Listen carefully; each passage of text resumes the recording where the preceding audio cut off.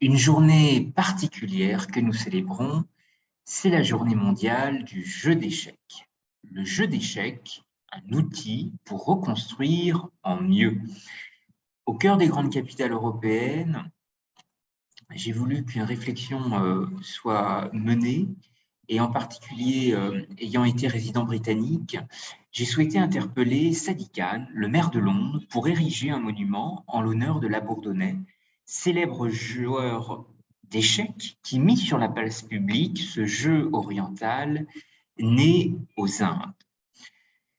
Cette conférence aujourd'hui a une signification particulière. Les Nations Unies ont proclamé le 20 juillet Journée mondiale du jeu d'échecs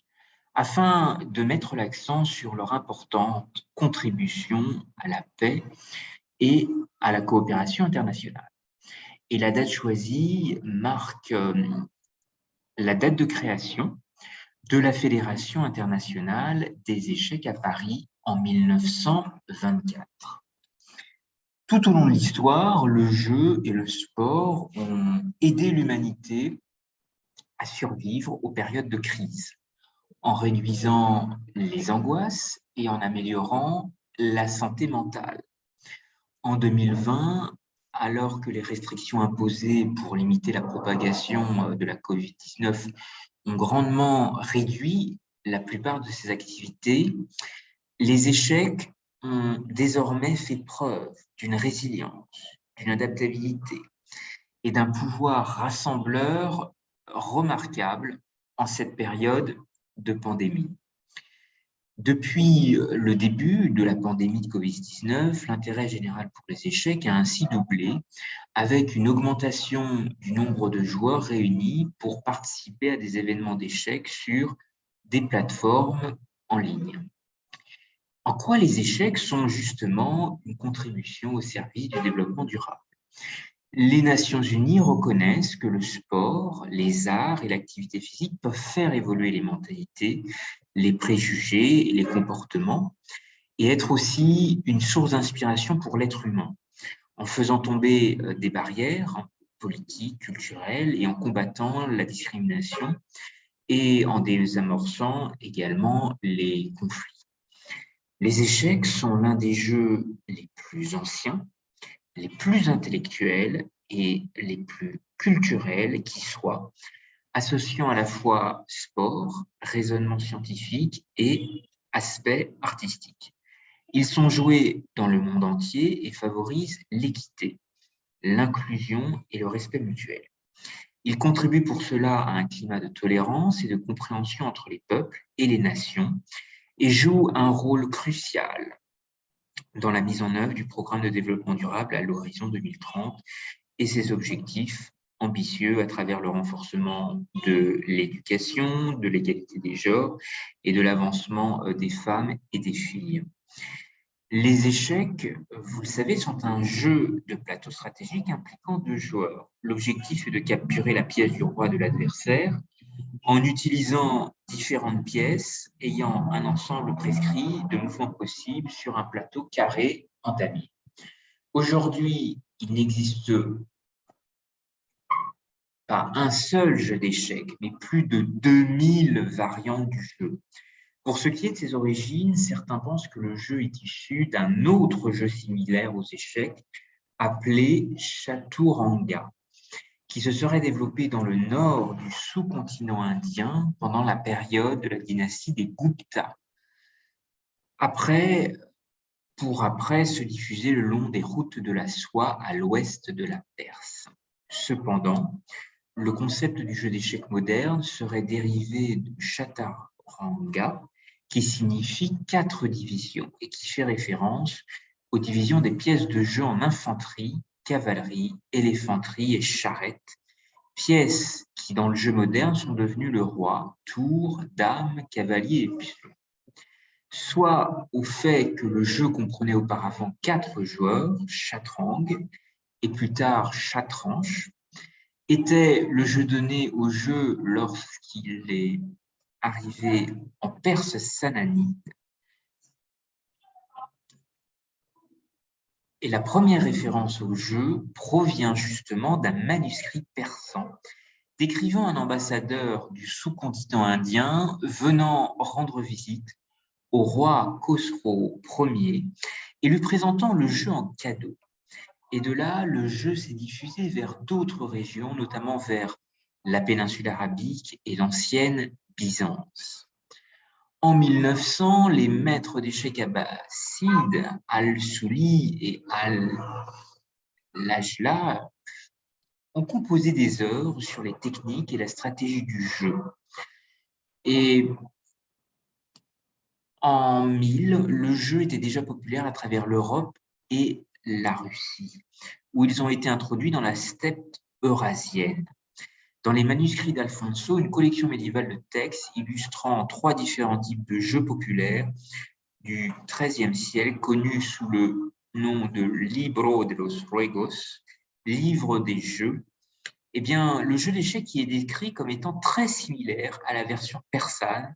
de Chatrang en termes de règles et de principes de jeu. Quelques anecdotes. Le saviez-vous, mais le grand maître vivant le plus âgé est Yori Averka, qui a célébré son centenaire en mai 2022. Environ 70% de la population active, issue des États-Unis, Royaume-Uni, Allemagne, Russie, Inde, a joué aux échecs à un moment donné de sa vie et 605 millions d'adultes y jouent régulièrement.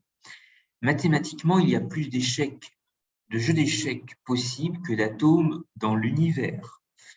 Et vous le savez sans doute, mais il est possible de réunir un échec et maths en seulement 2 coups. Alors, ces échecs pairs, cette route de la soie, quelle signification et quel voyage cela aussi révèle avec l'Europe, avec cette diplomatie des cultures. Les jeux traditionnels, dont les échecs dans leurs nombreuses variantes, constituent des éléments importants des cultures et des différents peuples vivant le long des routes de la soie. Les interactions et les rencontres qui ont lieu depuis des années le long des routes de la soie ont fourni des opportunités considérables, non seulement pour la diffusion des jeux traditionnels dans différentes régions, mais aussi pour leur enrichissement à différents niveaux. De nombreuses activités récréatives, y compris des jeux de stratégie abstraits, se sont propagées via les routes de la soie, alors que les marchands, artisans, envoyés et ambassadeurs les parcouraient, partageant les jeux de leur région d'origine et en apprenant de nouveau, en passant du temps à interagir avec les autres. Et les jeux traditionnels, jeux de société traditionnels tels que les échecs ne sont pas seulement des éléments concrets du patrimoine commun des peuples des différentes régions le long des routes de la soie, ils constituent également une base solide pour des rencontres et des échanges continus à l'ère moderne. Les échecs sont un jeu de plateau, de stratégie, comme je vous l'indiquais, à 2 joueurs, mais il existe, et comme le montre la grande diversité le long des routes de la soie, plus de 2000 variantes identifiées au jeu. Alors, c'est aujourd'hui, de par ces interactions, de par ces rencontres qui ont eu lieu depuis des milliers d'années le long des routes de la soie, ces interactions et rencontres ont fourni des opportunités exceptionnelles, non seulement pour la diffusion des jeux traditionnels dans différentes régions, mais aussi pour leur enrichissement à différents niveaux. Cela a pu être vu dans les pièces et les règles qui ont été adoptées puis adaptées dans les diverses et nouvelles localités dans lesquelles le jeu a été joué, ainsi que dans la manière dont une recherche considérable sur la théorie et la stratégie des échecs a été entreprise dans un certain nombre de pays, centres universitaires, le long des routes de la soie. Eh bien, aujourd'hui, les liens entre l'Europe, les routes de la soie à l'ouest de la Perse,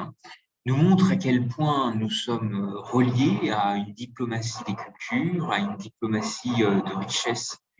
immatériel autour du jeu, de la stratégie, du sport et de la tactique scientifique qui est aussi associée au jeu d'échecs. C'est en cette journée si particulière, journée mondiale du jeu d'échecs, qui est proclamée par les Nations Unies le 20 juillet, que je suis heureux de renouveler le sens d'un appel qui a été adressé à Sadi Khan, maire de Londres, pour ériger un monument en l'honneur de Labourdonnais, célèbre joueur d'échecs qui mit sur la place publique ce jeu oriental né aux Indes. Labourdonnais est décédé à Londres et sensibiliser Sadi Khan, le maire de cette métropole, à cet enjeu mémoriel est considérable, tout simplement parce que Sadi Khan est, à travers sa famille, cultive lui-même un héritage qui est lié à la partition des Indes, au transfert d'innovation, transfert de sagesse, transfert de savoir qui ont rapproché cette partie du monde jusqu'aux rives de l'Europe. Et c'est un sens tout particulier que justement le jeu d'échecs peut avoir dans la capitale londonienne, ses services financiers, cette présence importante de diaspora indienne, perse, mais aussi une présence russe, polonaise très importante et tournée vers les sciences, le raisonnement scientifique et les mathématiques. Et dans ces échanges et ce dialogue transmanche qui a aussi existé entre le jeu d'échecs et son développement à Londres et Labourdonnais qui a aussi considérablement œuvré à sa notoriété partout en Europe, en France, avec par la suite la création et structuration d'une fédération internationale des échecs qui naîtra à Paris en 1924. Eh bien, l'écho des vagues indisciplinées de la Manche, des échanges maritimes, a été propice à faire circuler un certain nombre de jeux, et le jeu d'échecs en est justement l'illustration. Dans le contexte du Brexit, dans le contexte des guerres, de l'Ukraine au Yémen, de toute forme de déstabilisation qui existe aujourd'hui dans les relations internationales, c'est certainement un symbole extrêmement fort pour Londres et pour d'autres capitales européennes. Le jeu d'échecs est un outil qui permet de reconstruire en mieux, en utilisant la réflexion, la tactique, et le sens d'un monument en l'honneur de Labourdonnais serait justement de révéler une grande dimension intellectuelle, interculturelle, un pont capable de se tisser entre Londres, l'Europe et le reste du monde, bien entendu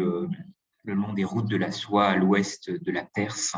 mais l'ensemble des pays qui ont été aussi traversés par le grand savoir-faire de ce jeu, dont la fabrication existe toujours. Je pense en particulier à Conliège, dans le Jura, mais il existe aussi de nombreux artisanats associés à ce jeu, de nombreux ateliers qui, en Europe ou en Orient, permettent